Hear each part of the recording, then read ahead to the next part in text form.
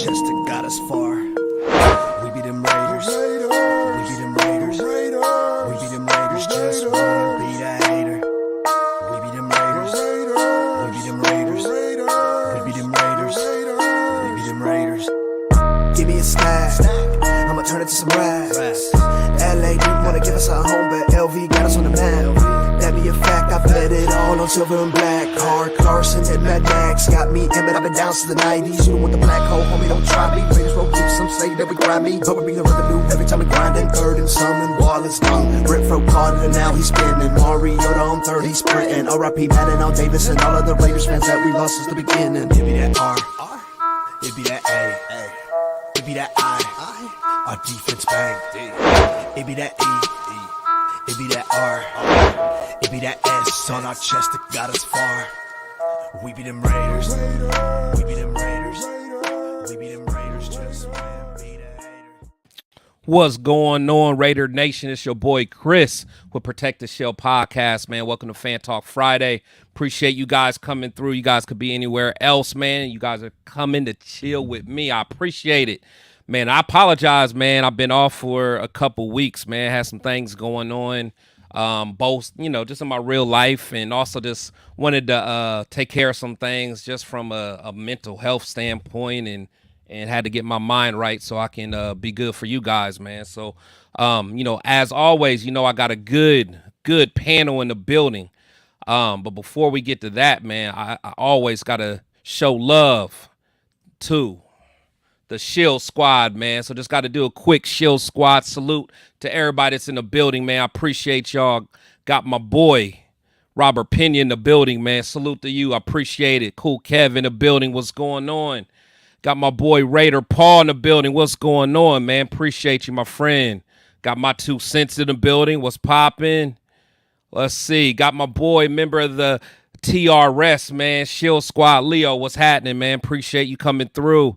Got my boy DSR Live Production, man. Appreciate you, Ozzy, coming through, man. Hope all's well with you, man. SoCal Sal in the building, man. Appreciate it. Said Leo, new intro. Nah, man, that's my same one. I got that. The first one was a little new, but you ain't been here in the beginning of the show, so you ain't even seen it, man. Get her early. Just playing, man. Got my girl Mother Moon in the building. Appreciate you, Mother Moon. Hope all is well with you. Let's see. Got Ray Love in the building. Appreciate you, Ray Love, man. So I appreciate everybody that's in the building, man. Make sure you guys take a second, hit the thumbs up for me, man. That does a lot just to help me in the algorithm and help me get this channel growing, man. 'Cause I work hard to try to get some good content for y'all, man. So, but I know you guys tired of hearing me talk, man. Oh, shout out to Sun Goddess, my girl. I ain't seen Sun Goddess in a while. How you doing? But I got my boys in the building, man. Got 2 guys I really respect. Had my boy Walter on before, man. Walter, what's going on, my friend? How you feeling? Chris, how you doing? Chilling, brother. Chilling. Hey, happy to be here. Oh man, I'm glad to have you, man. We got a lot to talk about. Yes, Then sir. I got my other guy, man, new to the show, but he's a guy that I really respect, man. Somebody that I always watch his show, always has fire content, man. And he has to put up with Coach Gravy all the time, so he gets props just for that, man. My boy Low, what's happening? What up, everybody? How you guys doing, man? Man, we good, man. We good, man. So Chris, kind of thank you, before man. It's been a minute, bro. We've been trying to hit back and forth. we have, man. Cause for a while there, man, I ain't gonna lie, man. I burnt myself out a couple times, man, and that's why I had to kind of take a step back. And honestly, it got to the point where it was I felt like I was almost losing passion for it for a second, man. Cause it was like it didn't seem fun anymore. So I was like, man, let me just take a step back, take a little bit time. But now I'm back full throttle, man. I'm glad to be able to get on with you, man, because you be talking that talk just like me. And like I said, you put up with Gravy. I don't know how you do that all the time, man. That's my dog. You know what? Like, dealing with Gravy is kind of like getting your tooth pulled, but like once you get it, it's just bothering you, and then you get it pulled, and you're like, all right, I'm just talking shit. No, that's my dude, man. I appreciate it. But about the whole, like you were saying, the mental health thing and stuff like that, and having to take a break, it is very, very hard to come up with content for a long period of time, especially during the off season. You know, it kind of gets repetitive and stuff like that. But you know, it does get tedious, bro. So I completely understand, and a lot of people understand that don't understand of like you know the time, the doing the graphics, doing the thumbnails, coming It's up a with things lot. to talk about. It's a lot of work, man. But you know what? Regardless, I'm glad that you do your work, man. You came onto the scene, started just doing your thing, bro, and I appreciate your content, man, and everything that you've done for the nation, bro. Like and everybody, because Yeah. yeah, I met a lot of different guys from watching you. You know what I mean? Cheetah Lightness, Raider Rundown, a couple other guys. I'm Yeah. meeting Walter now for the first time. Sir. You know what I Yep. mean? So yeah, so it's all about the nation, bro. And just having a good time, man. That's what it really comes down to. But there's a lot to talk about coming up. A So lot. Yeah, it's a lot, man. Um, actually, before we really get started, man, I wanted you both to get a chance to kind of talk about what you guys got going on, man. So, Walter, I know I talked to you. You got your own. You got a couple things you're working on with Stogie Nation and stuff like that, and Raider Nation Roll Call. Why don't you just kind of tell everybody kind of what you got going on, and kind of start there. Cool. Yeah. Well, as far as Stogie Nation, it's like a little side project that I have going on with MC Raider. We're both avid cigar smokers, and we actually started our friendship through cigar smoking. So one day we just decided, hey, let's do a cigar review. And we did a cigar review. Then we started doing cigar lounge reviews, and now every so often, like case in point, right now that. The news is kind of slow when it comes to Raider football. We create these reviews for the Raider Nation, the individuals that are interested in smoking cigars or going to lounges, hanging out, having drinks or whatever. We do that every so often. We premiere it on MC Raider's podcast, and then I also subsequently put it on mine. And then also, just actually today, I recorded my very first episode of the Raider Nation Roll Call.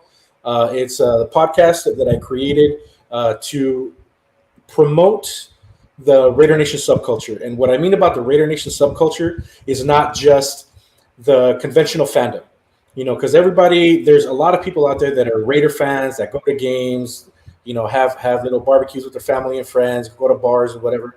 But there's a subculture created by super fans, created by content creators like yourself, Chris, created by booster clubs, by vendors, that sell and promote the Raider Nation. And what I want to do is promote them. Let the entire Raider Nation know of their existence. That way we can propel the Raider Nation to larger heights. So we can have more people at the tailgates, more people at the home games, and have them know and find out that once the season's over, Raider Nation isn't over. We're 365.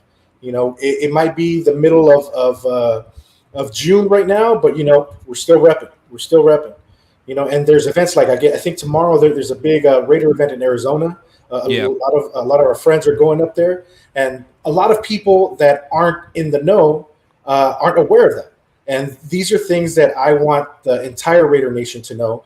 I want them to follow in droves, Protect the Shield podcast, know about you, Chris. I want them to know more about this, because for me personally, I've been a fan since 1984, but I truly found out about the subculture when I became a season ticket holder in Las Vegas, which was 3-4 years ago.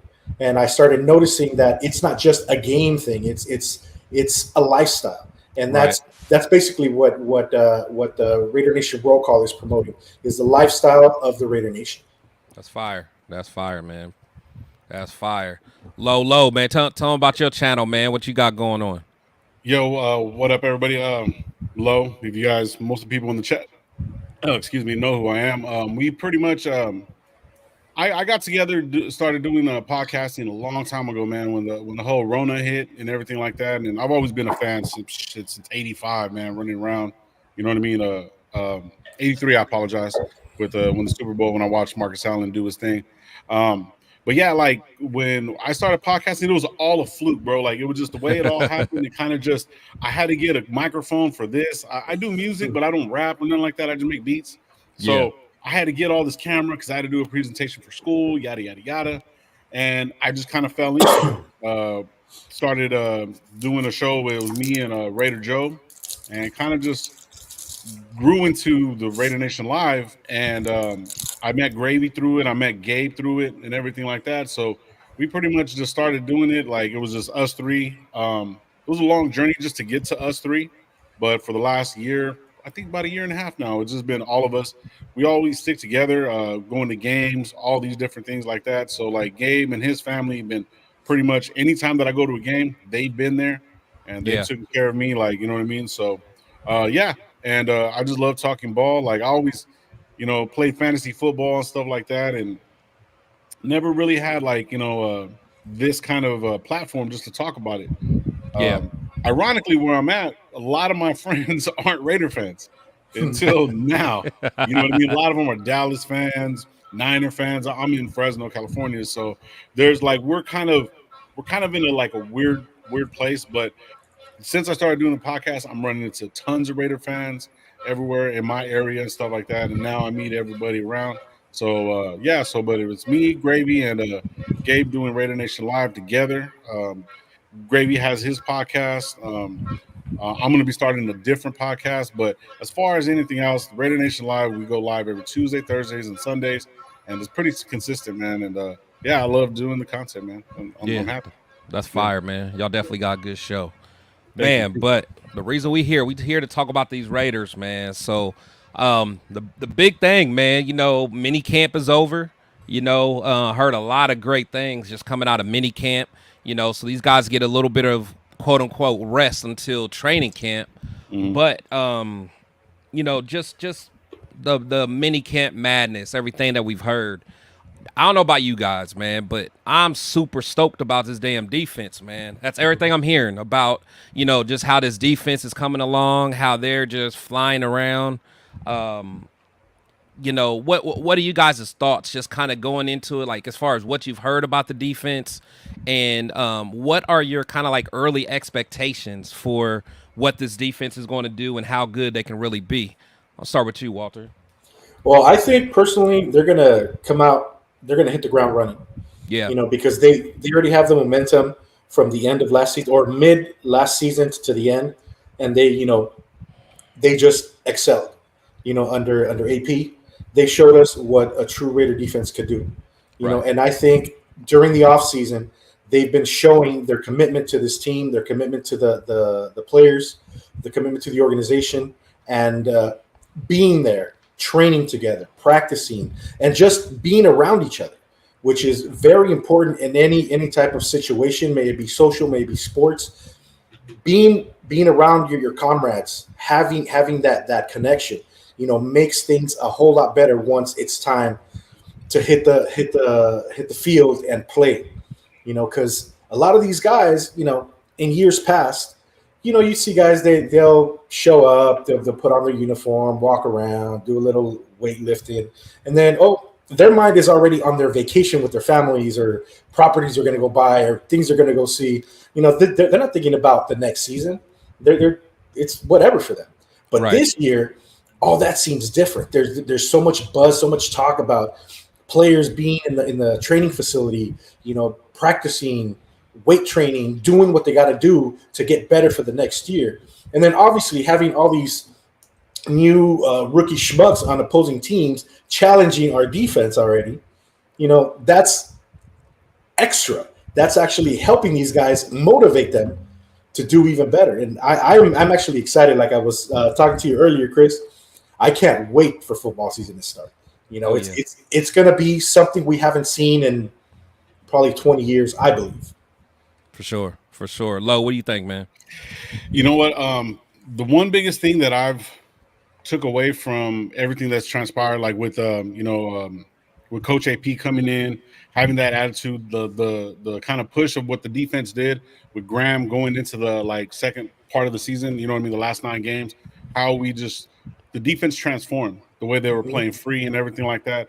I like everybody that we got. I'm a little shaky on our number 2 cornerback right now, because obviously like Nate Hobbs is a dog, and we got Jack Jones. I love Jack Jones. I loved him coming out of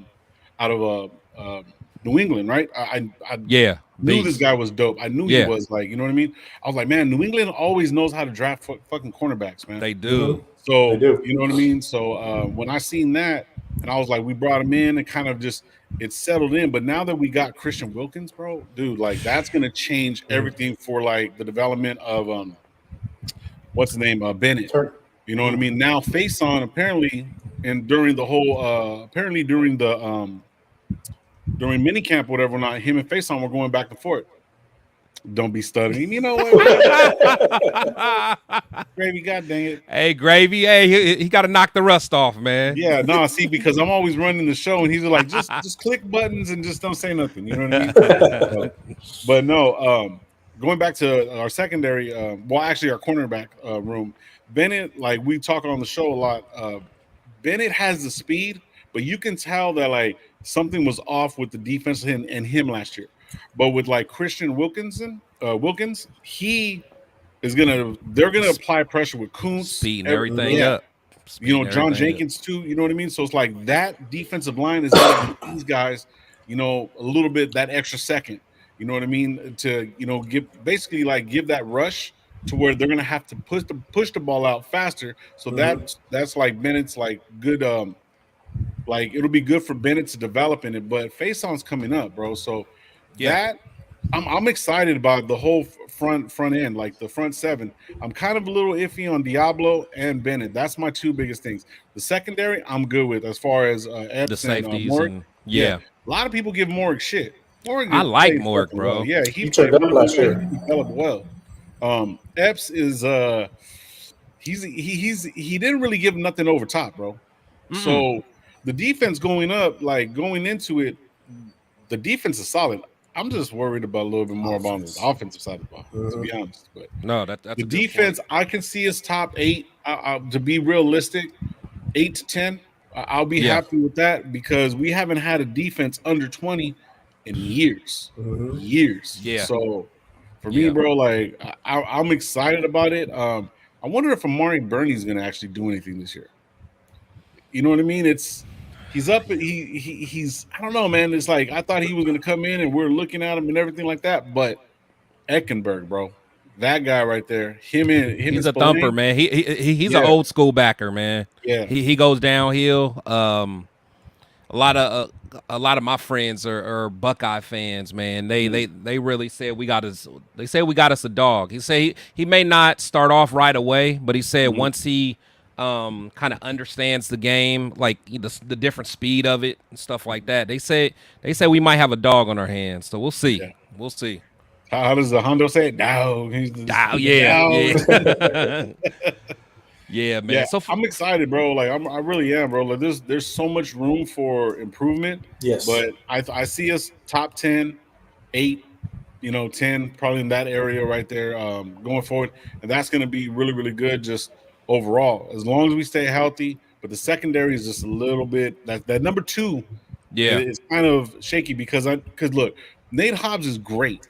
Don't get me wrong, but he's good in the slot. Yeah. Oh yeah. Yeah. He's gonna stay in the slot. Yeah, I had to stay in slot. I had an idea of maybe pushing them to the number 2 and letting Bennett come inside or maybe face on, those two guys coming in because they got speed, but they're a little bit smaller. You know what I mean? When we lost Amik, I was like, he was starting to come into his own, bro. So, but yeah, that's my biggest thing right there, bro.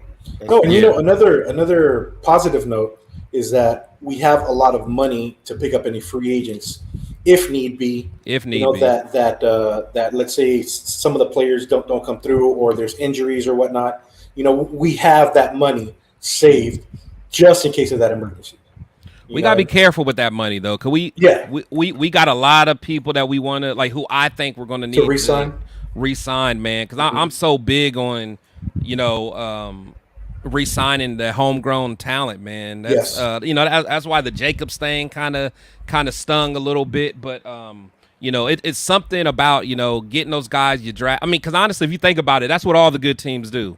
Like when the Packers had, they had their run back in the day. I mean, you think of the Steelers. The Steelers always draft well, and then they continue to re-sign their players. So I'm hoping that we can do that. Like the Malcolm Kuntzes of the world and Trayvon Morgs. Definitely. And I, just like my thoughts about the defense. Period, man. I think we could be, around like that 5 to 10. area, because I think that front seven is going to be so dominant. I expect Kuntz to go crazy, because if we think about it, man, Kuntz really, he didn't get a chance to start off, getting all those reps because Chandler Jones was still kind of in the mix and he was kind of supposed to be the guy. But I think okay. Well, I was gonna say, wasn't Tyree Wilson supposed to take that spot? Yeah, he was supposed to take that spot too. Yeah, so but now they have him at DT. So. Yeah. So and I'm not sure if I like. Well, here I'll stay on topic. So Kuntz, I think, because I could go. Yeah, but Kuntz is my guy. Kuntz has been my guy. So I really think he's going to show out this year because it's a contract year, and I think he's going to earn that contract. And I think we need to, give it to him if he earns it. Right now it's not the time to be cheap, man. Right. As far as Tyree goes, I'm kind of up in the air on him. I mean, I'm not giving up on him. I think that he still has to get that dog mentality, because kind of when you read through the line, kind of listen to what guys are saying in their pressers. Like Max is always talking about Adam Butler and Jenkins and of course Kuntz and Wilkins, but then when he talks about Tyree, it's almost like he's getting there. It's almost like he just don't have there. it's like he don't have that dog. It's like he almost gotta like kind of stay on him to stay at it. So and I mean, some people are like that. Some people are just naturally self-motivated. He may not be. I don't know. I'm not giving up on him. I honestly hope he incorporates that gang mentality. Yeah. To where he gets involved and takes the persona of those people around him. Yeah. And it starts becoming that player. Yeah, what's around him. Yeah. Exactly. And honestly, that's a good point, because he might be that. He might be a guy that, if we had a whole bunch of lazy people around, he may become a lazy guy. Mm-hmm. But if he guys, it's because all I keep hearing is Wilkins and Max. They're damn near racing to the quarterback, damn near. Yep. Or, whatever they do, they're competing, they're going at it, and it's just being infectious, And now Kuntz is in the mix, and Big John Jenkins and Butler and all that stuff. These guys are starting to really get competitive. Like, they want to be the best, and it's if you listen to everything that all the coaches are saying, they're all preaching that one message of like effort, giving maximum effort. Being a team.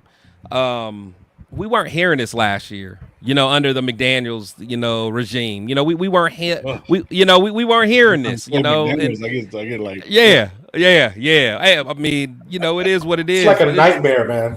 Yeah, for real. I mean, it's just what we're hearing is just a whole different message, man. It's like the Raider way really means something. It does. And speaking of, here's just a clip of, kind of what AP was saying about just a Raider way during media day, man. I took the clip because I really like what he was saying, because he was saying that, even when we were drafting people or we were interviewing people, the first question was like, hey, do you understand what kind of culture we're trying to build around here? And to me, that's everything, man, because he's really trying to protect the culture. Yeah, he's trying to build a culture and protect it, whereas the previous regime, they're all about, hey, this is how we're going to do it, my way or the highway. AP is like, hey, I'm going to let you be you be who you are, but you're going to do it within the boundaries of this Raider way that we're trying to do it. So, but yeah, I'm going to put up what AP put, and we'll talk about it. Okay, sure. The best players believe it's easy for everybody else to fall in line, right? So I think for me, you deliver the message, you don't harp on it, you empower your coaches, your coordinators, and then your players to own it. And, I think the cool thing about this whole situation is, okay, AP got, I had the vision, I had the plan, but there's no plan and no vision without people. We have the right people in place, both with our staff, our players, the guys that we drafted, the guys that we brought in through free agency. They understand what the Raider way is. That was our number one conversation. Do you get the culture that we're setting and that we're building? And the best part about it, it's not AP setting the culture. It's the players, it's the building, it's everybody doing it. It's collective, and that's what you're saying. Coach, how important? I love hearing that, man. I mean, I don't know about y'all, man, but I just love hearing that, because he's not trying to, take over everything. He wants to be collaborative, man. But what's your thoughts when you hear just him say that, Lo? Man, bro, like it fucking pumps me up, bro. Like I fucking want Fired to up, bro. put on some fucking helmet. Let's go. Right. What do you need me to do? Let's You know what I mean? go. No, see, like one of the biggest things that the Raiders have, I mean, the brand is fucking amazing. You know what I'm saying? Right. The people, everything. You know what I mean? We've been through a lot of different seasons to where it's like, damn, why are we Raider fans? You know what I mean? Right. It's because we just are. You know what I mean? It just is what it is. But the feel that he's bringing in, the way he's bringing in the coaches, the vibe, what he wants, how he wants to look at the game, the type of players that he wants to look, bro, it's different. This is something totally different. Like different. With McDaniels and other coaches were kind of like, we have to accept it. The Gruden thing, had to accept it. The McDaniels, same thing. You know what I mean? When Jack Del Rio came in, when we were still in Oakland, they kind of gives you that feel like, hey, man, like, you know, I know what I'm doing. But because Del Rio was pretty good, but he wasn't a Super Bowl winning guy. And then the thing is, though, he wasn't I think just the way AP speaks and the way he talks, everyone says, man, he's just fucking real. He's real. Yeah. When you meet him, and just like me, like just, hey, what's up? Hey, what's going on, man? Yeah. You know what I mean? He's just that guy. And he's putting all these people together that have experience.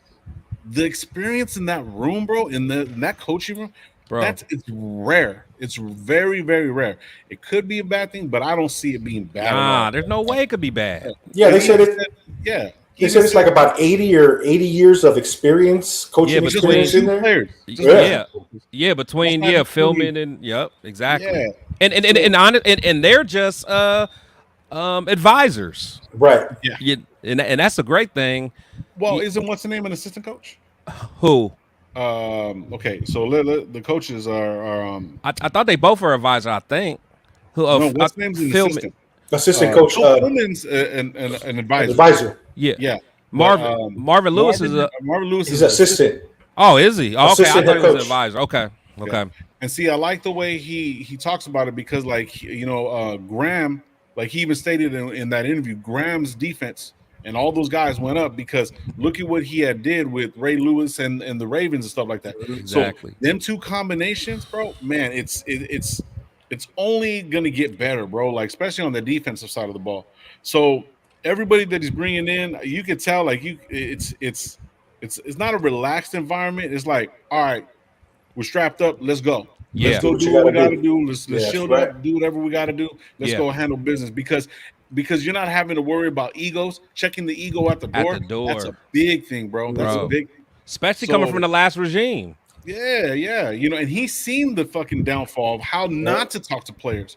When I went to the LA game, bro, I'm sitting there. Nobody was around McDaniels. He pushed everybody back. The last game I went, everybody was right there following him, just like it was a team, bro. It was a fucking team, and that's what he's implementing, bro. And I'm totally excited for it. Now, I think it's just what he is, bro. It's just who he is. He's football. He's been through the ringer. He's been through the ups and downs of, you know, different regimes. Like when he was with Washington, they had 4 different coordinators, all kinds of crazy shit. So he's been through it all.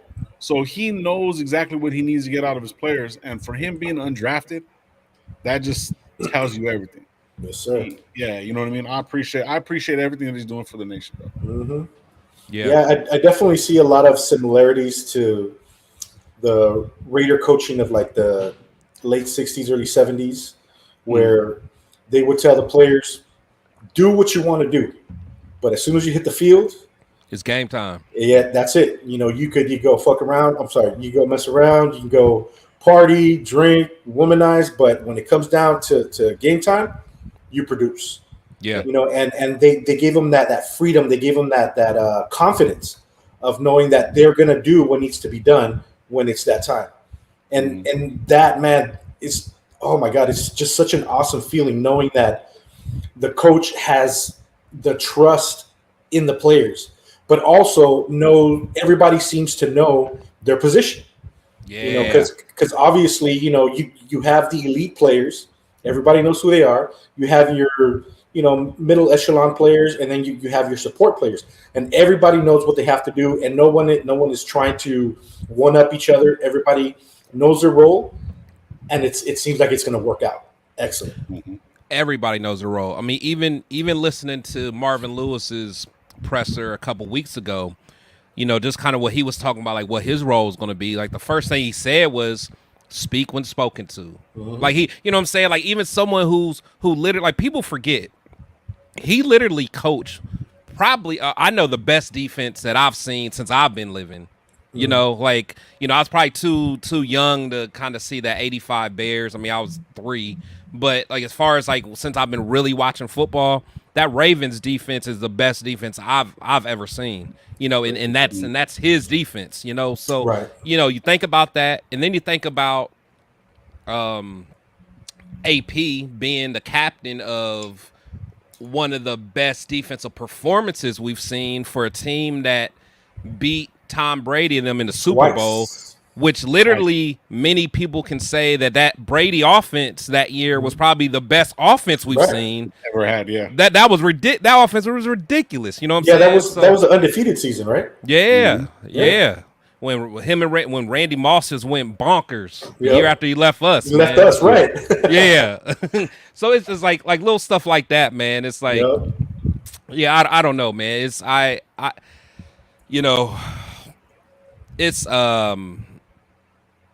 this defense is really going to be special. At the end of the day, man, it's going to be special. They for one, they're going to get after it. More than anything. Yes. But just kind of going back to like what I was saying with Marvin, though, it's like he understands what his role is going to be. He's not going to overstep nothing. He's there just to make sure he's supporting AP in the best way he can. And he understands the role, and he's going to do it. He has a good relationship with them, but he's also going to hold players accountable, too, because another thing he said in that presser, they were talking about Jack Jones, man. And even Jack Jones said, like, hey, Marvin's one of those guys. He might be the first one to tell me to kind of get it together, So it's like we need those type of guys that have like a family. It's almost like a family setting, but, they're holding each other accountable, but it's all love, man. Yeah, like a father figure. Exactly. So it's like when he said players need to be coached, and coaches need to be coached. Coaches need to be coached, too. That is like probably the best game in any field that you're in. It doesn't matter if you're an electrician, plumber, McDonald's worker. It doesn't be matter. coachable. You have managers, the coaches that are coaching up, so you have that consistency of everyone. The door's open. We could talk about it. We can get through it. I'm gonna chew your ass. Don't take it personal. We're getting through it. Hey, maybe I backed up a little bit. Hey, I got on you, but hey, hold up. Yeah. Let me correct myself. So that right there is just. It's just different, bro. It's just different. I don't see a lot of other teams having that kind of coach. Like, say for example, Seattle, their coach come in and say, "Oh, we're going to take down all this awards and all that stuff. We're going to start all over." Yeah, no, you don't do that. That's part taken away from the pride of what it is. So he knows that, and he knows that he needs good people around him to get the right results. Right. Exactly. And that's a good leader, bro. He might not, like everyone was giving him shit. Well, he doesn't know the offensive side of the ball. What are you talking about? People, when they say that, I'm like, what are you talking about? They're ESPN, Colin Cowherd, all these guys were saying that, like, oh, he doesn't know. What do you mean? He's a defense player. He needs to know what the motion is. He knows what they're doing. Come on, bro. Like, he is the quarterback of the defense. So him just bringing all the talent and knowledge, and then to let everybody learn on their own and be themselves, bro. It's only a recipe for greatness, bro. It's only a recipe for that. Yeah, I think they are definitely going to embody commitment to excellence this upcoming season. Oh yeah, just with what they're vaguely showing us right now, it's definitely gonna go that route. The only thing I'm worried about would be on the offensive side. Yeah. See,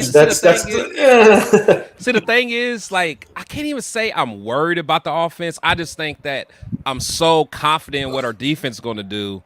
It's just when I think about that offense, it's like, but you got to think, we got some weapons over there, bro. Yeah, we do. We definitely got do. some weapon, and I know what everyone's going to say, quarterback.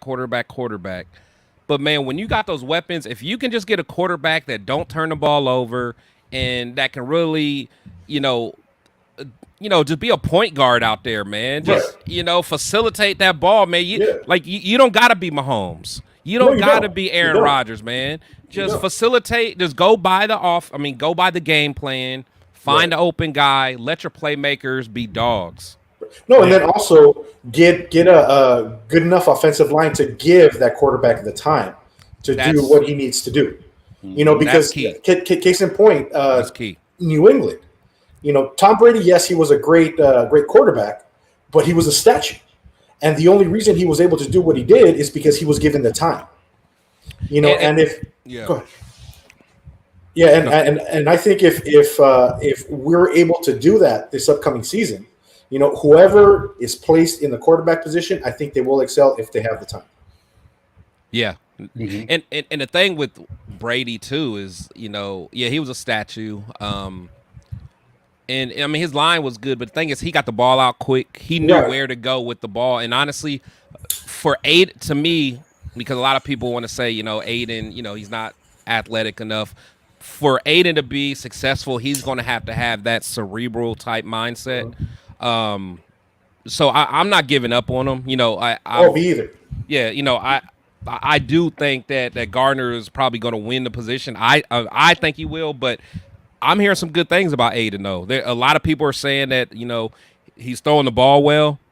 He's also he's becoming more comfortable as a leader. To me, that's key. He's being more vocal. He's telling guys where to go. He's being that leader, talking a little shit out there. I mean that's everything, man. So if he can continue doing that, I'll be so happy, man. Again, if I had to bet money, I still think that Gardner gives us the best chance. But if Aiden wins, man, that's just better for us. Honestly, Yes. at the end of the day, that's better for us because we got us a quarterback on a rookie contract. We found our guys. So, And then also think about this point: they are going to be training against an amazing defense. So let them commit as many errors and mistakes during their training. Doing so with an amazing defense is just going to make the actual play a lot easier because obviously we're going to be playing against some great defenses, but the majority of them aren't going to be as good as ours. So having this offensive line go against this great defensive line is just going to be great practice for them for when game time comes. They're going to be able to handle it. oh yeah. You get, especially Thayer Mumford. In a way, you kind of feel sorry for him because he's gonna go against Max damn near every single day. Right. And it's gonna make him better. It's gonna make him better. So then, and when week 4, when we play against the damn Cleveland Browns, and you're going against Myles Garrett, it's not as scary. I mean, it's still Exactly. scary. It But is it's still not pretty as scary. That's yeah, fucking it's still gonna be scary, but it's not as scary because you're still going against a maniac every single day. Every day. Yeah. But Yeah, yeah, so- but the style of Myles Garrett compared to Crosby it's is something different. It's something nasty. different. Yeah, It's Garrett is nasty. all power, bro. Yeah. Yeah. Miles, man, that guy's a beast. That guy's fucking. Nah, he is, man. He is. There's He's a even lot. more. There's a lot of good fucking NFL players, man. But to be going up against this defensive line, it gives you a lot of good practice. The iron sharpens iron. Definitely. and shit. But yeah, Yes, sir. they're totally different players. But I see what you're saying. Yeah. The Aiden O'Connell thing for me, bro. I think he's really smart, and going in as a rookie, being thrown into kind of the fire, he didn't flinch, he didn't do any of that. But I think personally, he overthinks. Being an overthinker myself, an avid overthinker, Yeah. I think that's what you've seen that because our offensive line kept them up. 5 seconds in pocket, 6 seconds in pocket. He had like a lot of time in the pocket, but the comparison to Brady just knew when to get through it. Yeah. He knew when to just, hey, boom, 2 seconds, boom. Yeah. 2 feet. You know what I mean? There was very rare that you would sit back and sit there, see him holding it. It depends on certain teams that he had played. You would sit there in certain plays. Certain teams didn't have a good defensive line. So his offensive line was built stout. And this offensive line is built pretty good too. Yes. You know what I Yeah. mean? I'm a little worried about Colton Miller. Still lingering injuries and stuff like that. Yeah. But Yeah. the thing about Thayer Mumford, if you look at the last 3 games, He when was Miller good on the out, left. He was good on the left. He He was. was really, really good on the left. You know what I mean? So I think didn't he play left in college? Yeah, I think he was left at Ohio State. I believe Yeah. so. Yeah. See, and Yeah. that's where it's like I get frustrated sometimes when they bring players in and then take them out of position. And yeah. Yeah, switch them up. But I mean, Colt Miller, I'm not taking nothing away from him and stuff like that. But going forward with Aiden O'Connell, it will be. I think Gardner Mitchell's going to win the job, bro. Even though I'm really shooting for AOC, man. And I mean, either way, these Yeah, guys. I just want the best guy to play. Yeah, Yes. exactly. I don't care if fucking Anthony Brown comes in there. Yeah, I'm not married to Let's none go. of them, man. I'm not married to none of them. So me personally, bro, like I like Aiden O'Connell. I like the Gardner Minshew pickup. I hate the fact that everyone's saying that he can't win. You know what I mean? Like That's bro, ridiculous. the guy, That's ridiculous, bro. Yeah, he's one of those guys that it would be hard. AP is the perfect coach for both these guys. Yes. You know what I mean? He's a player's coach. He's a player's coach. So he knows the Garners and he knows the AOC. Mm-hmm. You know what I mean? He's been around it. So he's going to get the best out of both of them, regardless of how it happens.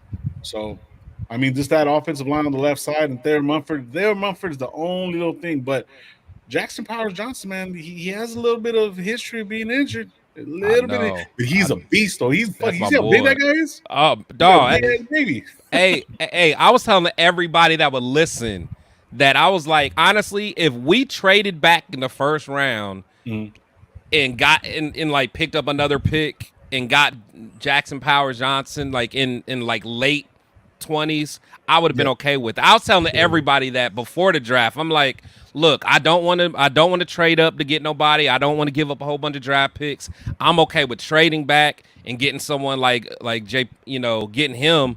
And I know some people probably thought I was crazy, but for us to get him in the second round, I'm like, you can't tell me nothing at this point. I'm like, he's a dog, man. And I remember I was one of the first people that had my player comp, like a Richie Incognito, Mm-hmm. You know, he kind of had that, without the, Richie was built a little different. His little mind was a little different. Yeah, but that boy was wild. He came from a different time. He did. So he was wild. He was wild, man. But so, you mind if I ask you guys a question real quick? Yeah, go ahead. Yeah, go for it. All right, Andre James. I don't know if you guys watch the Rush podcast, so I don't know how you guys feel about it. I didn't know. I didn't know that he was undrafted. I knew that he was a tackle, but I didn't know he never played center. Me either.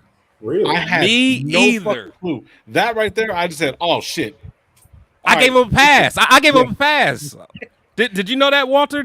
No, I didn't. Yeah, like I was watching it and it blew my mind because, like I said, I knew I knew he went to UCLA and I know Gruden and them just loved him, but like even Max was saying that like they moved him to center.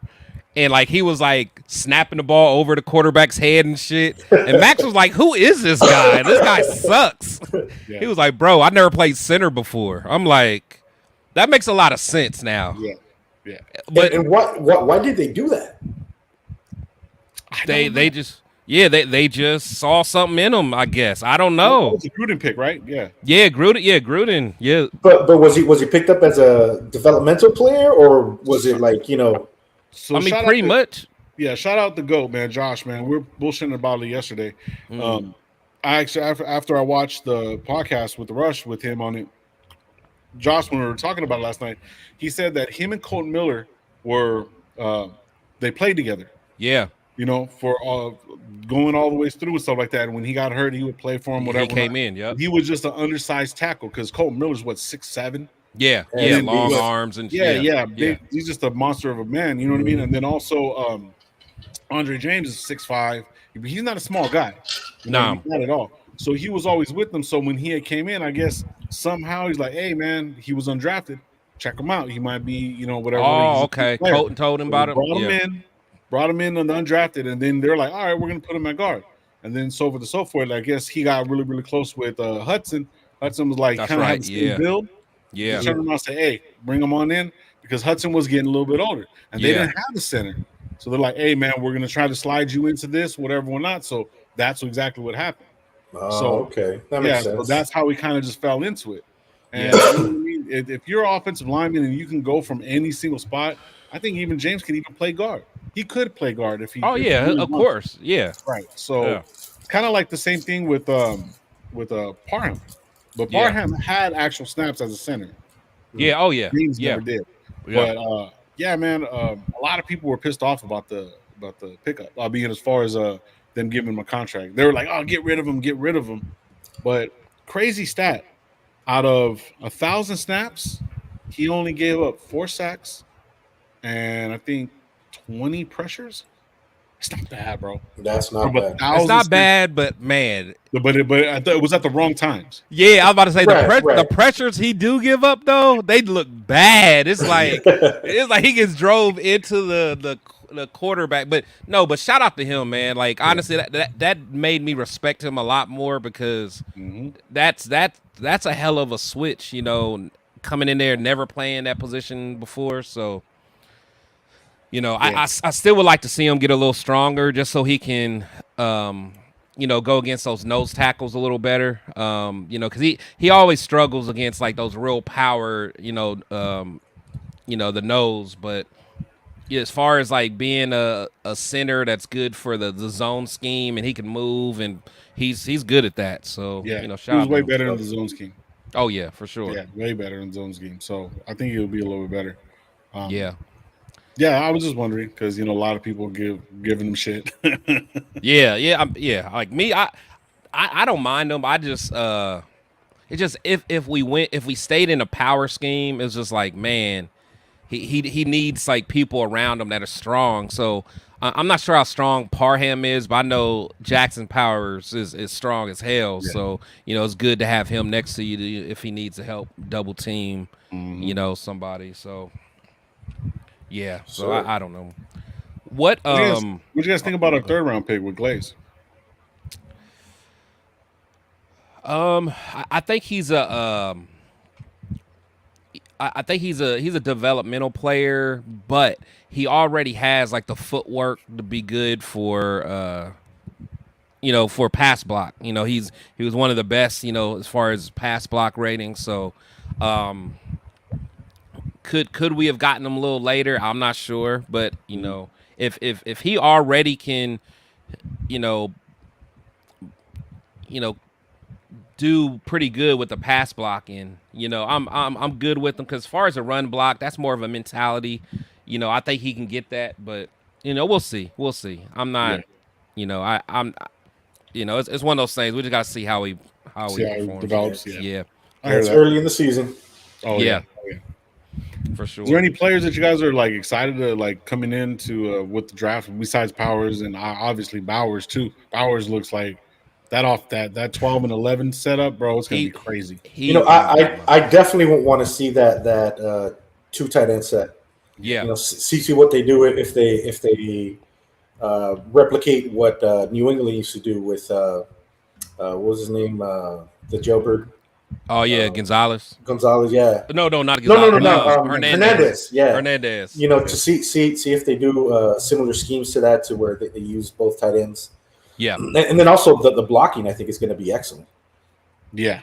by the tight ends. Yeah, I think Mayer as the season went on, he started blocking a lot better. Yes, he did. A lot better, you know. But yeah, no, Bowers is like I don't even talk about him that much because like I'm still shocked that we got him. He's such a dog, man. And you know, when we lost Waller, you know, a couple years ago, you know, I was like, we got to get another playmaker like that. And me personally, like, I wasn't all that impressed with Mayer at first, because he wasn't as dynamic. I always, in the back of my mind, I was always like, man, I hope one day we can get someone like a Brock Bowers. That's the kind of tight end I want. And then a year later, we got him. Yeah. I'm just like, in a year later, we got him. I'm like, oh man, that dude, he is going to be a problem. He's going to be a problem for, you know, like if you don't have like a Derwin James type of safety. I mean, even Derwin James. I mean, I could see us, you know, Bauer's going to be. I ain't going to say he's going to be killing Derwin James, but like, if you're just a regular safety in this league, man, I really doubt that. You know, you're going to have what it takes to stop him, man. To be honest. Yeah, I heard he can even run the ball. Oh yeah. Yeah. Oh yeah. He has that speed.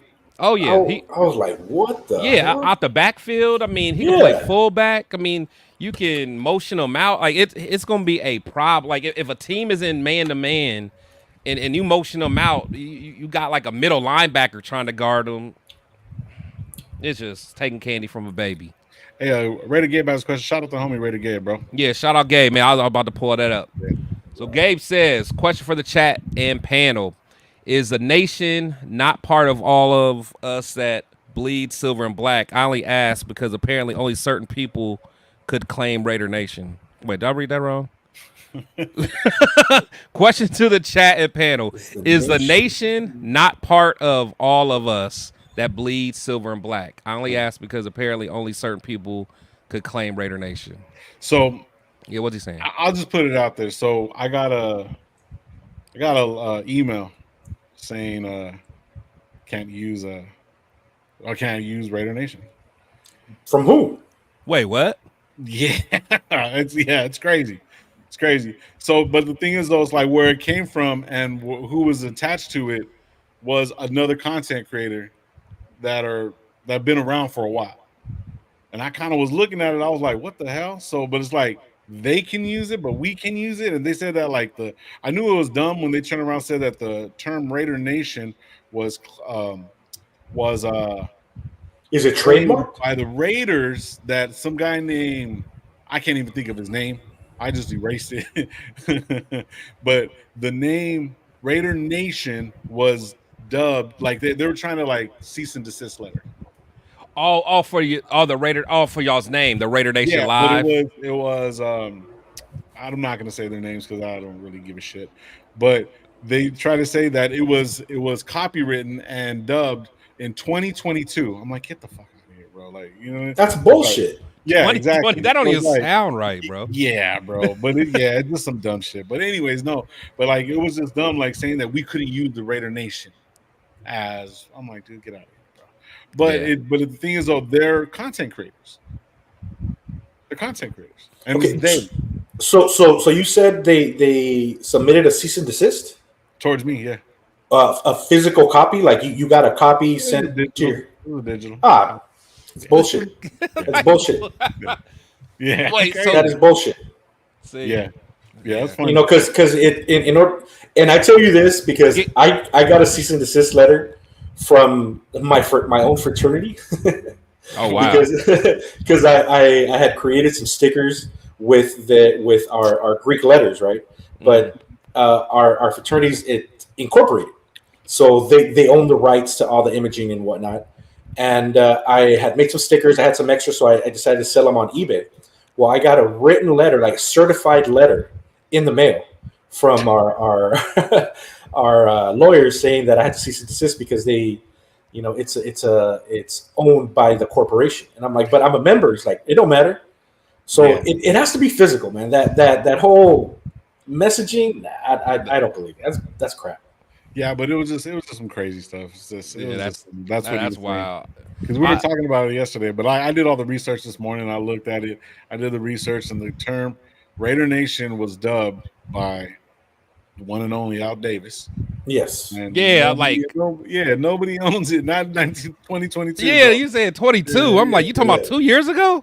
Yeah, like No, no, there's no. that's crazy. Yeah, So it's just crazy. But I mean, I'm gonna reach out to them, the people that set it up. But yeah, we'll see what happens. But I'm not no big deal. We're still a nation regardless. Whatever. Even if I do see them at, I'm not gonna get into it, but I'll have the conversation. But it's just crazy. It's just crazy. that sounds wild. You're better than me because I wouldn't even have looked into it. I wouldn't did no research. I'm like, whatever, man. No, well, I didn't look into, like, when I seen it, we were looking at it last night. I was like, what the hell? Like, are you serious? And I'm like, for real? From this guy? I was like, it was the corniest shit ever.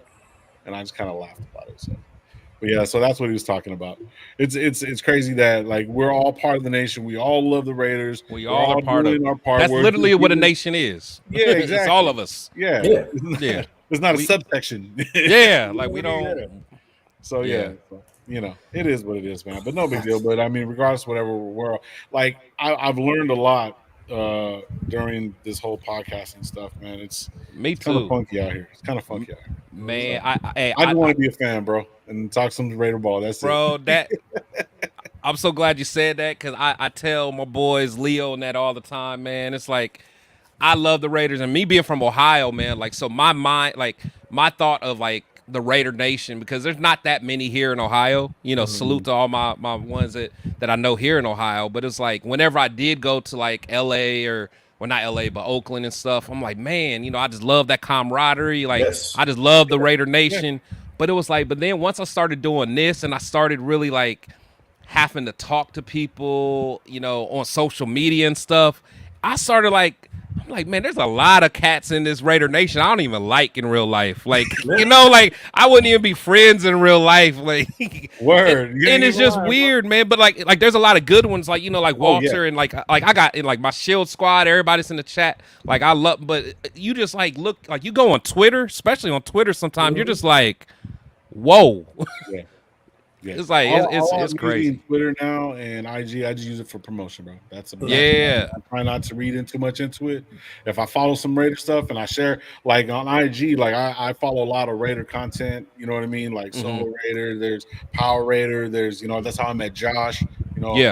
Samoan. All those guys, all those guys. When I see this stuff, I share it because it's Raider, and that's what it's about. Yeah. Yes, sir. Raiders Against the World. Mike, I met him in Bakersfield. Cool ass dude, gave me a tank top, really nice on the show. I promote his stuff. You know what I mean? Like, I just want to be a part and have a good time. That's all it is. Man. That's all it is. Yeah, that's at the end of the day, that's what football's all about. Yeah, exactly. It's just having a good time. Yeah. And that's what I personally love about the Raider Nation is that no matter where you're at, if there's another Raider fan, even if you have different ways of thinking, different beliefs or whatnot, you're all under, or we're all under the same umbrella of the Raider Nation. Exactly. And that's what I love about it. Yeah. Are there shady and sketchy individuals out there? Of course, but they're everywhere. They're everywhere. It's not just in the Raider Nation. It's everywhere. Oh, and that's just part of life, unfortunately. Yeah. It's just it is what it is, man. You just have to take it with a grain of salt. And there's going to be a lot of negative people out there that are going to want to shoot you down. But to me, that is showing me that you're doing something right. If there's somebody out there that's hating on you, that means you're doing something right or something that they're jealous of. Nah, for sure. Yeah. So keep at it, brother. Keep at it. Oh yeah, definitely. Screw those fools. It doesn't really bother me to that point. It's just it was just more of a shocker to me because I was just like, because the Raider fans that I hung out with, the ones I knew from Oakland, like they were just so legit, and I thought all Raider fans were like that. But it was like I started going in and I'm like, why am I debating with other Raider fans? Like I should be spending time debating with like Chiefs fans and Charger fans and Bronco. Yeah. I'm like, why am I spending all this energy debating my own fans? I'm like, this is crazy to me, man. It was like especially when I started, it was around the whole car thing, so it was like a civil war there. Oh, that was horrible. Yeah, that was horrible. It was just bad. I'm just like, we're looking bad as a unit, man. Yeah, because we were infighting. Right, that's what I'm saying. And like, the Bronco fans are out here laughing like they're just let them take care of each other. Let them kill each other, man. So it's wild, man. That was horrible, man. Yeah, it was just different, man. So it was definitely eye opening though. It was eye opening. But like I said, I met some great people, man, just being in this. Like, other content creators, like Walter, like me, Walter, and Leo, man, we hanging out on, week 4, man, for that Browns game, man. And, just good networking, man. Good networking. That's what it's about. It's such an amazing feeling. Like I was at the Bakersfield event as well. Yeah. And walking in there, man. I went with MC Raider and with Leo. I talked to MC and I talked to Leo a bunch of times. I was sitting there with him, Morley, and at the tent. My bad. Yeah, no worries, man. I was just roaming. I was taking content and meeting everybody, but just walking in there, it felt like home.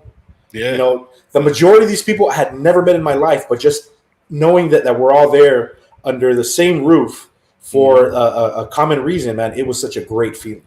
Yeah, that was a nice show. That was a good show. It was. Yeah. It was so amazing. And that's what propels me to do what I do. Propels me to continue being part of the Raider Nation and doing what I do is for those people the positive aspect. There's always going to be that negative, and you know what, just let it be, because if you start dwelling into that, if you start going down that rabbit hole, it's just it hurts you internally.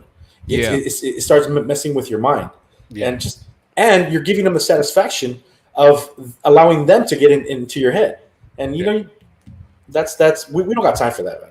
Nah, for like sure. I met we did a live podcast out of for the Raider Nation Explosion last Saturday, and it was the first That's time a Texas one, right?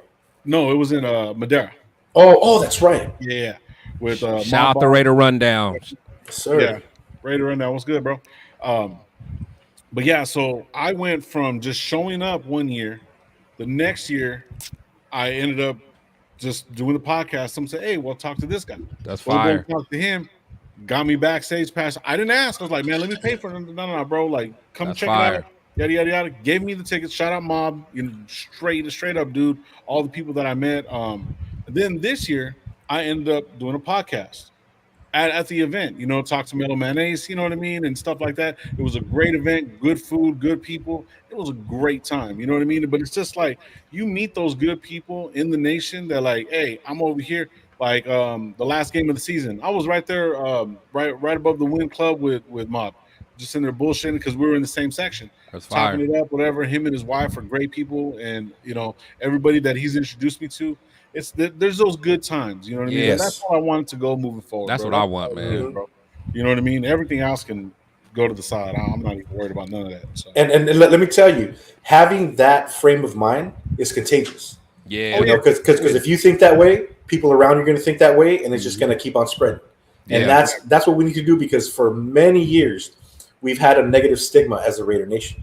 We were always the troublemakers. We were always the problematic crowds. Where even if you wanted to host an event, a Raider event, they'll be like, "Oh, Raider fans, nah, we can't have you guys here." Exactly. And now that's changing. And I think we definitely have to embrace that. Because that's what makes the organization as fans grow. Having that positive mindset, having that positive showing wherever we go, it'll bring more people in, and we'll just grow. Yeah, my first game in Oakland, man, I went and I got there, and my stepdad, he was like, "Man, he's a virgin," and we're sitting there tailgating, and it was my first tailgate. Right next to me was some guy he was from Bakersfield. He was a DJ. He had a bar, like just a whole big ass table just of liquor. He's like, "You're taking shots all fucking day." Hey, hell yeah. Yeah. Bro, I was lit. I was lit in the mug, and man, it was a great time. But see, like going back to that first thing, that's why when we started doing the podcast and everything, I'm like, that's what I want to get back into. Get back into that, bro. And every time that I go to LA, the last time when I went to Vegas, the tailgate, bro, it's been amazing. Vegas is catching up. LA's lit. So if you can get to, you already know. I'm there week one. Hey, I'm there week one. Well, I'm sure we're there too, bro. So we there. We're gonna link up. So, yeah. So I get there Saturday night, and then I'm there till Monday morning. Then I come back home. So it's the whole thing. So, but we'll definitely have to link up, man. And we'll just have a good time, man. It's gonna be good, bro. This season's gonna be great with everybody that we're meeting and stuff like that. This team, the way it's looking, bro. Yes, sir. It's time to turn that leaf over, bro. It's time to just turn around, show some love, get some good things going. Time, That's a fact. That's a fact. fact. Have you guys ever heard of the Raider Nation podcast? Raider Nation podcast? Yes. No. It's like the oldest podcast or sports podcast on Apple. Raider Greg. Yeah. Raider Randy. Yeah. He I just want to tell the story because it was one of those times where I knew I was where I belonged, because I had been hearing their podcast for like 10 years or so. Yeah. And he talked as a fan. And one day I went to go watch, I think it was a KC Raider game in Oakland. And I'm like, I want to meet this guy, because I would hear him all the time. I want to meet this dude. And I went down the rows where everybody's tailgating, and I heard he would tailgate in the RV section. Okay. So I went up there and I'm like, hey, I'm looking for Raider Greg. Have you guys seen him? He's like, hey, he's over there. Went up to him. I'm like, excuse me, Raider Gray? He's like, what's up, man? He's like, hey, I'm Walter. I'm a fan from the LA area. You know, I follow you, been following you for a long time. Man, he brought me in, started getting me drunk, introducing me to everybody. That's And Raider I'm like, fans. I love man, that, man. it's like I'm home. It Yeah. had that home feeling, like everybody here's my family. Even if I barely met them a minute ago, you know, we were they're partying it up. Man. Oh man, Yeah. I love that feeling. And now Yeah. with having social media, you know, it's a lot easier. You know, and it's a lot easier to go. Like Chris and I, we've never met in person yet. Right. You know, but you know, we already have that camaraderie. We have that friendship that we know that, you know, we're going to be down for each other. Oh yeah. You know, and why? Because we are part of the Raider Nation. Yeah. Exactly. Yeah, no, that's true. No, that's the thing. It's like when you meet the good ones, you just love it, man. You just love it. And it's like and me, I just have to get out of the mentality. And my friends tell me all the time, they're like, Chris, don't go down them rabbit holes with social media. Right. Man, I'll be on there. I'll debate somebody for hours sometimes, man. I just like stop. Just let it go. So You're not gonna beat the internet, Chris. You're not gonna beat the internet. Yeah. Let it go, man. Because that's what they're there to do. Focus on the Raider Nation that I love. That's right. That's right. And let me tell you, man, you guys do an amazing job on your show. You know, on your oh God, I just got a brain fart.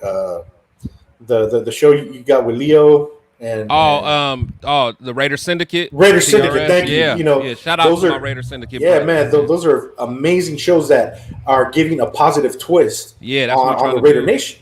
You know, and you guys are talking about the X's and O's, talking about football, talking about the players.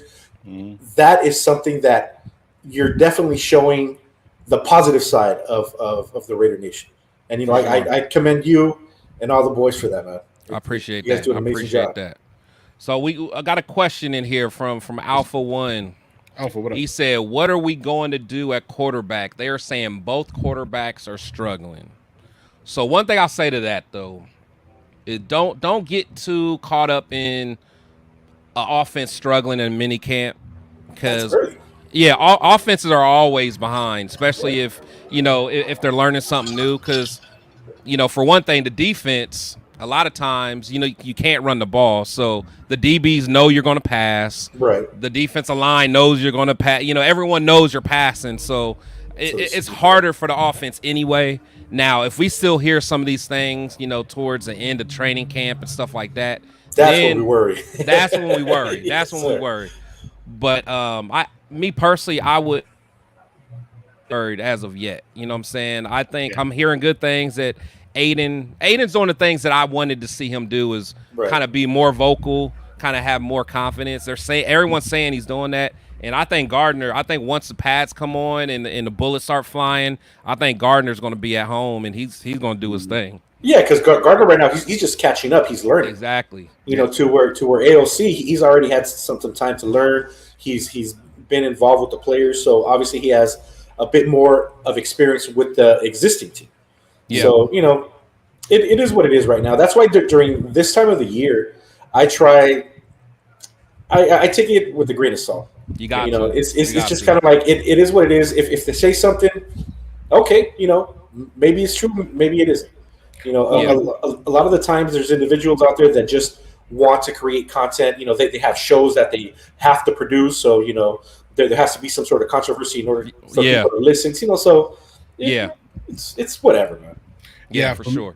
For me, with that, like I think about a football practice where hey, we're gonna run these plays. We're gonna run these plays. This is what we're gonna do, and these guys will just jump in the ball. Yeah. Oh, yeah, bro. Because you can't the play. hit nobody. You know what I'm saying? No pads, no stick with them. Give them a little hand check, whatever. Now they're throwing the ball. So when people I wouldn't say over exaggerate, but overemphasize the bad, is because they're looking for the bad. Like exactly. So it's like, look, if Aiden throws an inside, pass. And what's the name's right there? Because he's gonna be there. They're already like it's practice, bro. We're talking practice. They're not, and like it just frustrates me so fucking much because it's fucking practice. You're learning each other. You're learning timing. You gotta have something on you. You know what I mean? Like, but once we start going at it, like 7-on-7, and they're really like, hey, we got the pads on, break off and do what you got to do. Then we're starting. That's training camp. That's not Right. training camp. That's not. You're putting too much onto it. Let the guys get comfortable. Let them learn. This is a learning process. Exactly. Everybody, regardless of how you're saying that Aiden knows everybody and Yeah. they kind of knows his style and whatever or not. I mean, Aiden was talking shit last year too. Him and Devontae Adams, when the Boilermakers played fucking Fresno State, they were going over yeah, I for saw a jersey. that. Like, Yeah. they were talking shit, Yeah. so they're talking shit. And Yeah. even DA said that last year. A lot of people Yeah. tend to forget that shit. Yeah. So, or a lot of people don't know that shit because they don't deep dive or Right, anything. right. I'm not, and I don't want to take anybody's knowledge away from what they know and whatever or not. But you have to understand that this whole season, this offense and everything like that, it's new to everyone. Yes. Everyone. Everyone. Even though there's a zone scheme that we're going to be running and Andre James and these guys are used to it, it's a new system. Yeah. It is. But yeah. So Yeah, literally the only person that really knows it is Devontae. yeah. Yeah, Tay. And I love that because he said he's comfortable because he's like, I'm already comfortable. He said last year this time, when I came in, well, no, it wasn't last year, but 2 years ago when he first came in, he was like, I was expected to be a leader, but I was still learning the offense myself. Right. But he said now he's like, I know this, so now I can tell Trey, hey, Trey, you should have did this a little better, or Kobe, Right. you should have been able to do this a little better. Man, I'm telling you, this offense, like once it gets going, it's gonna be nasty, man. I'm telling you, it's gonna be nasty. They're and one thing about Getsy, some people didn't even want him. Didn't want him to be the coordinator. I can't say he was my number one choice, but once I did more research, man, one thing that he is going to do, he's going to get Devontae the ball. He knows how to get the most out of his receivers. Even DJ Moore last year had his career year under Getsy. Devontae had some of his best years when Getsy was a pass game coordinator. He knows how to get his guys the ball. Devontae is going to eat, and then you're going to have all these other matchup nightmares with Trey Tucker and Brock Bowers. It's going to get ugly for a defense. Then, if I'm not mistaken, I had heard that they were going to simplify the playbook, correct? Well, I think compared to McDaniels, because Right. McDaniels is like, yeah, but I think Getsy is more of like get the ball in your playmakers' hands and let them do work. what they do. Yeah. Let them do work. Mm-hmm. So that's I don't know, man. I'm just excited, man, and just kind of going back to the defense. This year I'm even more like I love even hearing about the defensive like position coaches. I don't know if you guys got a chance to listen to the Rob Leonard guy, the defensive line coach. He seems like he's just a big ball of energy. But just listening to Max talk about him, because one thing, like if you really like deep dive on Max, he loves Marinelli. That was like his he loved that. That's his favorite like defensive line coach. He still talks to him to this day, like to this day. That's his mentor. But I'm gonna play a video just of him talking about the new D-line coach now, and at the end he actually said that. There was a Zoom call. He set up a Zoom call with him, Max, and Marinelli, and they just talked football for like an hour. I'm like, something like that. It seems so. A coach doing that is like that. Just shows that like that's a perfect example of checking your ego at the door. Mm-hmm. Because most coaches like, no, you're only going to do it this way. You're going to do it my way. The fact that he's like, hey, I know this is your favorite coach. Let's all get on the phone and just talk. And I'm sure that went a long way for Max. But here's what he said, though. Like everybody wants to be in the D-line room at all times. So it's a special group, and it starts with him. And I think he's done an incredible job, and he just pushes us in every single way and just looking. He knows what everybody wants. And you got to have real relationships with the players to be able to talk to them a certain way. And I think that's what he does a great job of doing. And, yeah, for instance, like when he first got hired, like he took the time to get in a Zoom call. It was me, him, and Rob Marinelli. And like usually a coach, coaches don't do shit like that. It's like, no, this is my way. We're not. He got in a meeting with him, and we chopped it up for an hour, and we talked just football. And I thought that was super cool of him, but just because it shows, like, even as a coach, he's still constantly learning, and that's why me and Robbie have a real relationship. It's not like just coach type stuff. It's real life, and that's what I feel like. Why guys respect him so much. I think Marinelli was the same exact way. It was much more than just a coach. He was you have a real relationship with guys like that.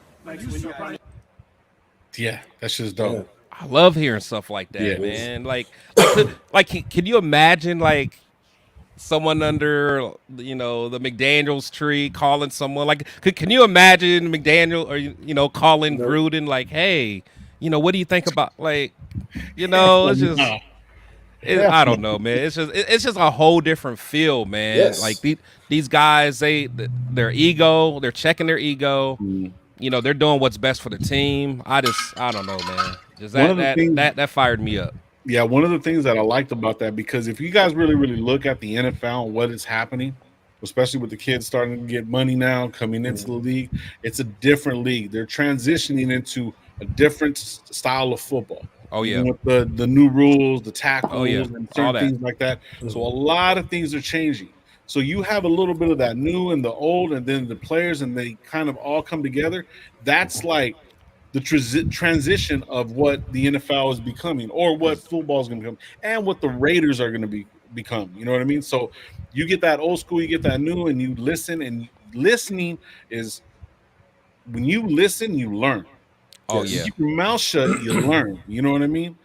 And when you ask, hey, what about this? Well, if you look at it like this, it's just different ways to skin the cat. Yeah, and different it's the perspectives. transition of how players are going to evolve and how this team is going to evolve. You know what I mean? And I'm all for it. I'm all for it. Me too. Yeah, that's like I said, when I heard that, man, because again, I whenever Max talks, I listen, and I always whatever he says, and I retain it, and he always is talking about Marinelli. I mean, like he always talks about that's his favorite coach, and he always tells why.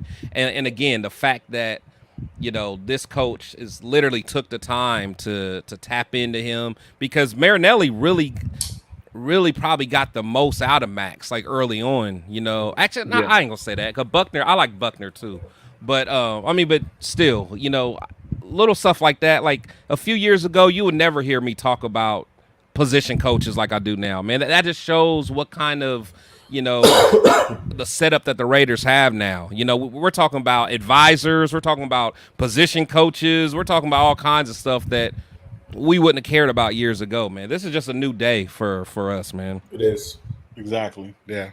Yeah, so I just love it. I'm excited for it, man. Me too. Really Me too. And another coach that I loved hearing about, Rob Ryan. I love Rob Ryan, hearing Rob Ryan talk. Hey, he could be an uncle. Like he has that attitude, that uncle like, mentality. That one uncle. That one uncle, man. Oh yeah, like that one uncle that let you drink before you. You read my mind, bro. yeah, that uncle that gave you your first beer, man. Gave you your first shot, man. So, yes, sir. Look at you. Hey, you got my cup. Yeah, you got my cup, bro. You take it from the game? Yeah. Oh yeah. Yeah. I got like 3 of them. So. Here go my boy Rob Ryan, man. Talking about Patrick Graham. First of all, the guy's smart as any. I mean, he's from Yale. I guess they don't give those, the graduation, that diploma away to anybody at Yale. But he's smarter than any guy. But he's also, the thing he identifies, he knows his personnel. Once he identifies the personnel, look out. He's gonna tailor his defense for that. But he's also a people person, and he's a kind of a different duck other than me, like we're kind of opposite, but I love him, and he's going to be an unbelievable head coach in this league. The simple fact is we stole the best one in AP, period. But this guy here is number 2, and when he gets his chance, he is going to make it happen, because he has a way of making people better, but he also has a way of mentally. Of tailoring down such a complicated scheme and making it simple. He's one of those guys, like a big brain guy that actually knows how to use it and communicate with the toughest of the tough. Love it, man. Love it. So it's good and bad at the same time because I don't want him to go. I know, but I still think even if he does go, I think we're gonna be in good hands because again, like we said, we got the Marvin Lewises at, and we'll, and the thing is, I think AP is all about coach development as well, because if you have a good organization, you're gonna lose coaches. Like think about all the coaches that, so that just comes with it. But as long as you got a good development process going on, you'll be fine. So yeah. So it's hard to keep good coaching staffs together and stuff like that. You know what I mean? Over you watch it, people get picked up and stuff like that. The bad thing is that sometimes when you leave, like the whole last regime, if we would have had McDaniels as the offense coordinator, I would have been good with that. Oh yeah. Sometimes you're just the assistant. You're just a coordinator. You're a coordinator, and that's all you need. North Turner. Yep. Can't always be the thing. Sometimes you're the assistant pinner. You know what I mean? So like that's where I kind of look at it at. You know what I mean? But I'm glad that like the way people are highly talking about people, and you can see it in everybody. They appreciate everybody and what they do. Everybody, yeah. Compared to where last year, like they're like so what do you think about a system? They're like, oh well, he's great. He's a great. I love this guy. You know what I mean? Yeah. Like you can tell it's not genuine. Yeah, it was very generic answers. It was. They would never go into specific like they do now about the coaching, about the plays, about anything. It's just kind of like, yes, we're going to do great. Players are going to do great. Coaches are great. Everything's great. We're going to be great. We'll be great. Yeah, it's going to be great. Yeah. No, I mean that's so true, man. It's it's even AP. I mean, he was saying like even for this mini camp, he said, "Hey, we're not doing a whole bunch of X's and O's here." It was like our goal of the mini camp is building this team, getting the guys to like each other, to know each other, to learn each other. That's just a whole different mentality. Like, I hate to keep talking about McDaniels, but it's just like you think back during his time there, he was probably just trying to crank out different, X's and O's stuff, and it's probably information overload for the most part. Yeah, too much. He was trying to do too much in a short period of time. For sure. Yeah, man. You can get so much. I mean, it's just you can get so much out of anybody that you're around. Just how you speak to them, how you you treat them. You speak the game to them. You know what I mean? Like that's kind of like what it is for me, bro.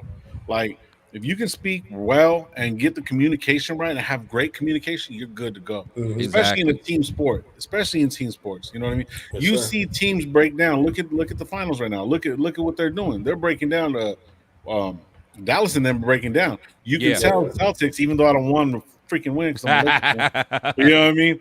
But what I'm saying is that like you can tell that they have communication. They're playing for each other. You know what I mean? Playing for each other, bro. Mm-hmm. Yeah, they're playing for each other and they're playing the sport. They're playing the game.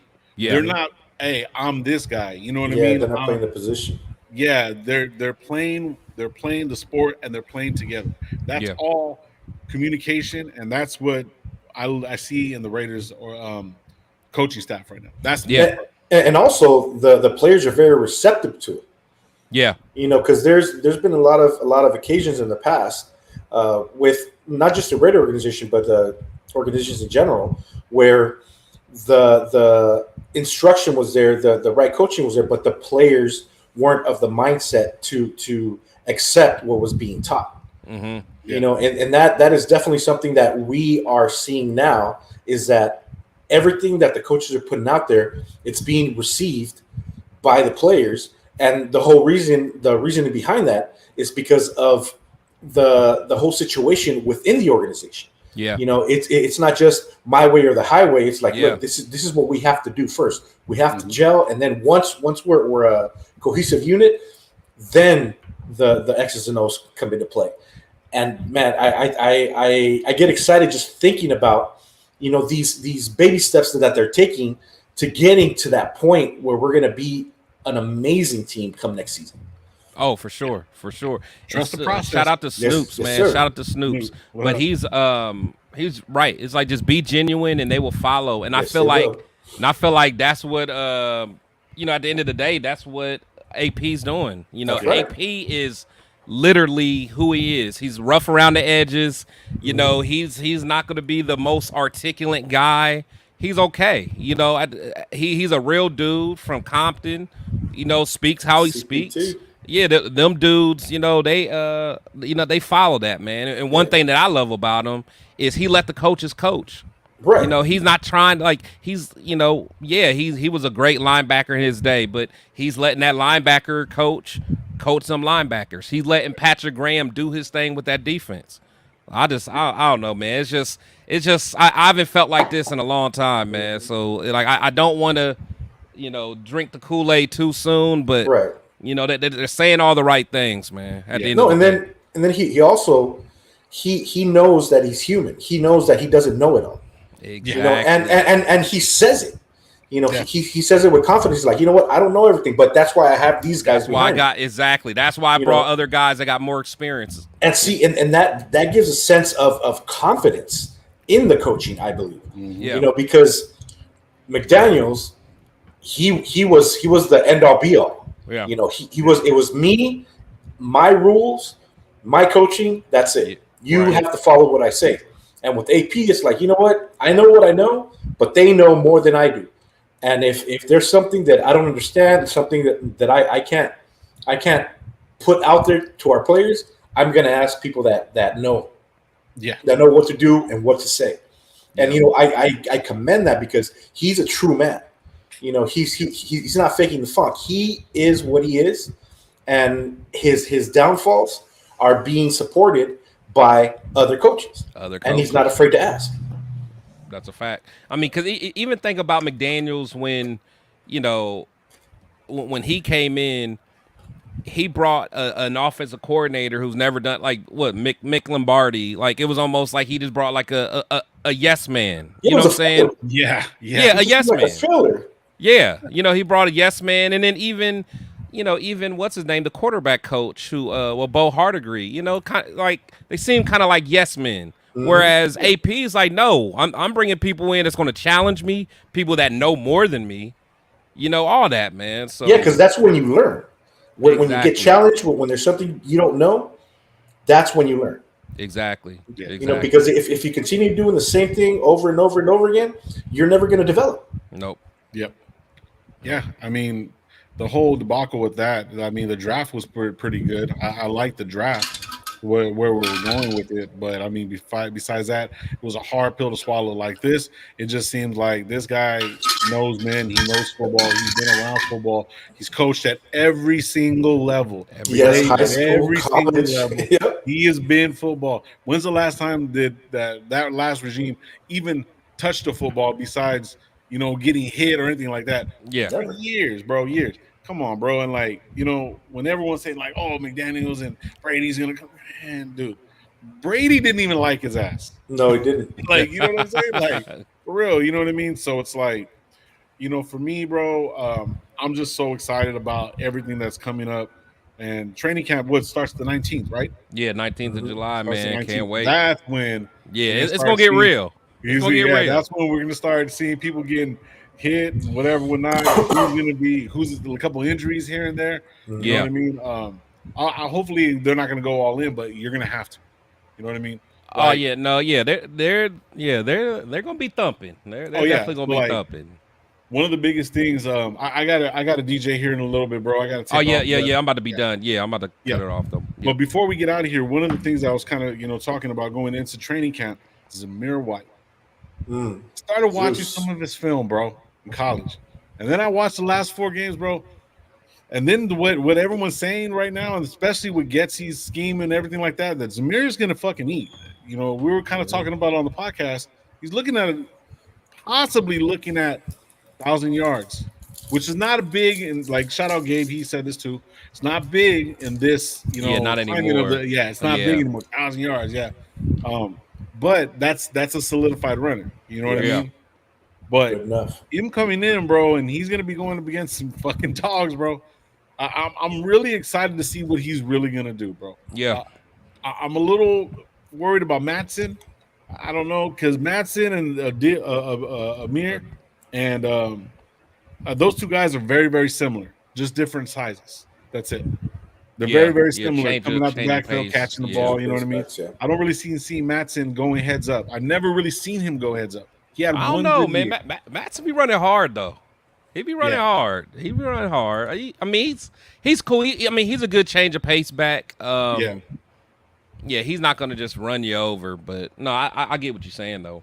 Yeah, but I'm excited for Zamir White, bro. I want to see what he's gonna do. What do you guys looking at? What do you guys think overall with him being number one now?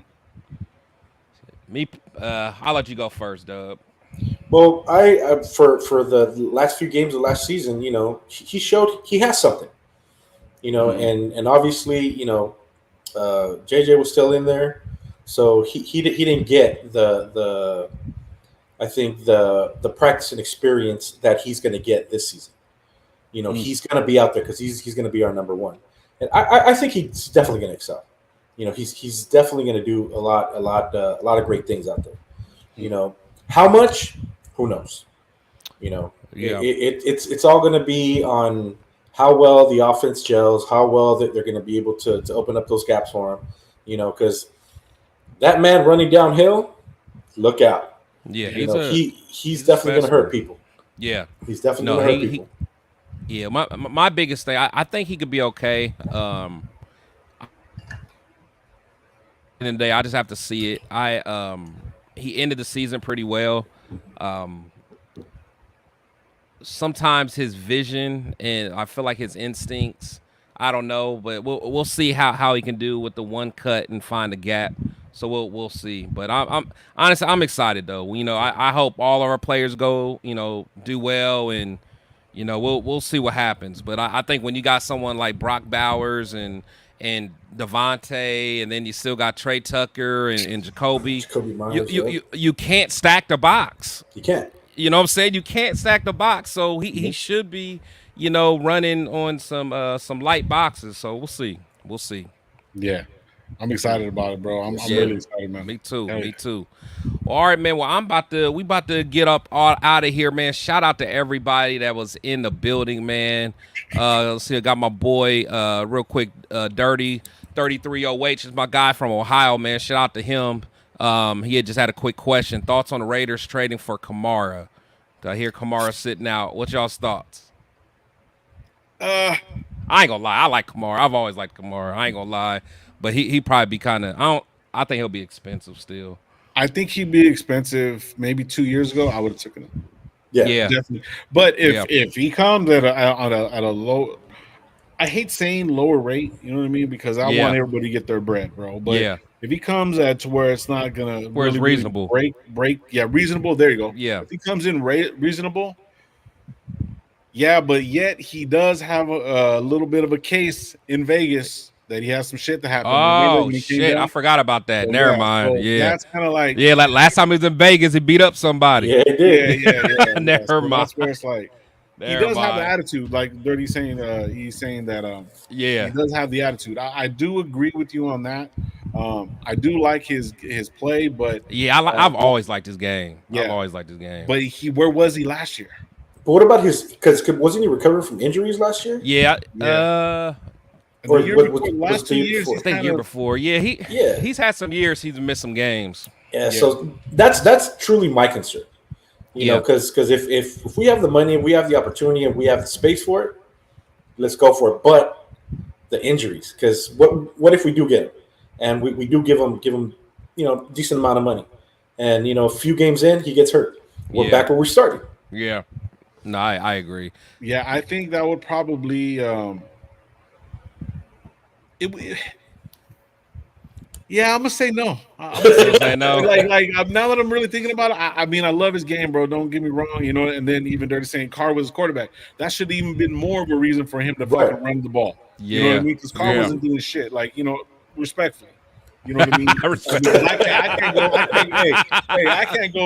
I can't go over there, jump behind the fucking, behind those offensive linemen and throw a fucking ball to save my life. Right. But regardless, that Carr being the quarterback, that should have even given them more of a reason to have 1,000-yard season, whatever. Yeah. He is a little bit smaller. These guys are getting bigger. They're getting faster.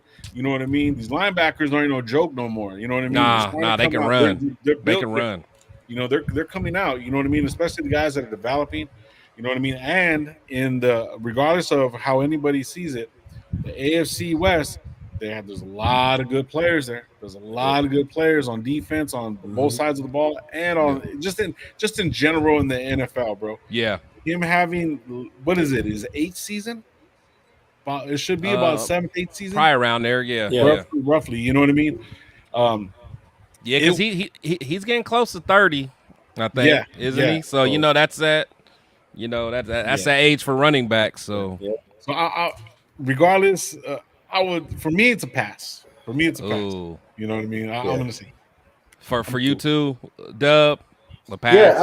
Only if it's like a dirt cheap contract. Yeah, that'll probably be the only way. Yeah, but other than that, pay him a lot of money to come in. I'd probably pass on that as well. Yeah, for sure. Chris, all right, fellas. Thank you, brother. Appreciate you, man. Yeah, man. I appreciate you guys coming through, man. Dub, real quick, man. Remind everybody where they can find you and find your new podcast. Like I mentioned earlier, we recorded our very first episode of the Raider Nation Roll Call, starring MC Raider for the first episode. I should be editing this week, doing a lot of promos during the week also. And hopefully, like I said, it should be out by late next week. I am going to be interviewing next will be our boy Cheeto Linus, Leo. Cool. I'm just inviting every content creator, booster club, super fan, any business that's associated with the Raider Nation. Hit me up. I'm on IG. I'm on YouTube. I would be definitely interested in promoting your product, promoting your shows or whatever it is that you do, because by us promoting each other, we make each other stronger. Sounds good. And obviously, on occasion, I will still be doing video podcasts with MC Raider, with the Stogie Nation. We'll be doing cigar reviews like we always do. We'll be doing cigar lounge reviews. We are in the planning stages right now of doing an event for Black Friday for the Raider KC game here in the LA area. We have a sponsor called Angelino Cigars that we're working with. And we want to do like an introduction coming out party by Angelino Cigars for the Raider Nation. So be on the lookout for that. We're in talks right now. But other than that, just like, subscribe, follow, Protect the Shield. And all our boys, the Raider Nation Live as well. We are the ones that are out there doing what we do for the love of our team. For sure, for sure. Lo, I know you got to get ready to go, man. I appreciate you. If you want to let everybody know what you got going on. Yeah, it's pretty simple, man. Raider Nation Live. It's Raider Nation Live _ because the other Raider Nation Live has some other stuff. Go check it out. I like their page. I like their page though. I really, really do. I'm not even mad at them. But on YouTube, it's just Raider Nation Live, all one word. I'm Lo. We got Coach Gravy over there. Shout out Coach Gravy and my boy Raider Gabe 420. We're there every Tuesday, Thursdays, and Sunday nights, all at 8 o'clock. Nothing's will change. We might have a show here and there, but just go over there, like, comment, and subscribe. Fire show, man. We have a good time, man. Yeah, I love y'all show, man. Cool. Yeah, man. Appreciate everybody, man. Chris, it's been a long time coming, bro. Like, we've been trying to get it going. You over there, we over here. You know what I mean? We gonna make it. Yeah, I appreciate you coming through, man. I'm gonna get on your show too, man. Just let me know, man. Yeah, you already know what it is, brother. But we're really late. We're really late. But in LA, bro, we would definitely have to get together, man. You know what I'm saying? We doing it for sure. We doing it. Just to let you know, we're gonna be doing a barbecue here at my house the day before the Charger game. So if you're in town, you're more than welcome to come and chop it up with us, hang out. Chris should be here and the rest of the boys too. Definitely, we're gonna kick bro. Like I'll be with Gabe and his family and stuff like that. We should be doing a podcast that day. Cool. But we'll see how it all works out, bro. But we'll make it work. LA like afternoon Saturday. Yeah. So then we'll figure it all out. We'll get together, bro. I subscribe to you too, Dub. So man, thanks, appreciate it, man. Shout out to the nation, man. Everybody, I couldn't get to everybody that was on streaming on mine, but you know what I mean. Thank you guys, man. I appreciate all you guys, man. Man. Appreciate you guys, man. As I always say, man, players and coaches go. Players and coaches come and go. We must always protect the shield. You guys be Yes, sir. safe. Yes, See sir. y'all next week, man. We be